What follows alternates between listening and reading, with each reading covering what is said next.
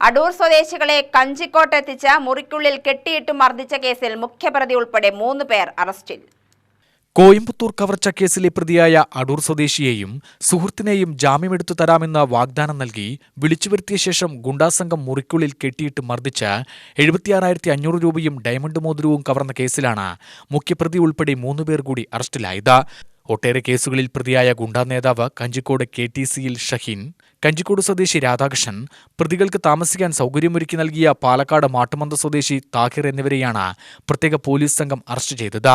ഇതോടെ കേസിൽ അറസ്റ്റിലായവരുടെ എണ്ണം 8ആയി. കഴിഞ്ഞ ഡിസംബർ 4-നാണ് കേസിനാസ്പദമായ സംഭവം. പത്തനംതിട്ട അടൂർ സ്വദേശി അനീഷ്, ഇയാളുടെ സുഹൃത്ത് തോമസ് ജേക്കബ് എന്നിവരെ ഒരു രാത്രിയും പകലും മുഴുവൻ ഗുണ്ടാസംഘം കഞ്ചിക്കോട്ടെ വീട്ടിലെ മുറിക്കുള്ളിൽ കെട്ടിയിട്ട് മർദ്ദിച്ചു.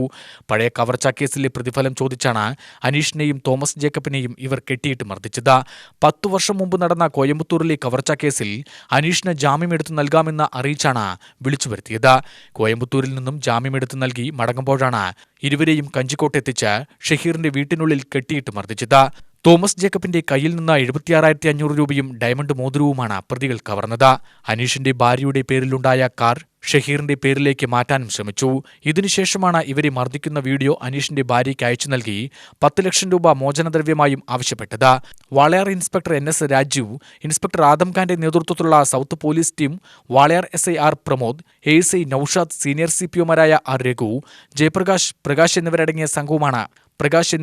സംഘമാണ് പ്രതികളെ പിടികൂടിയത്.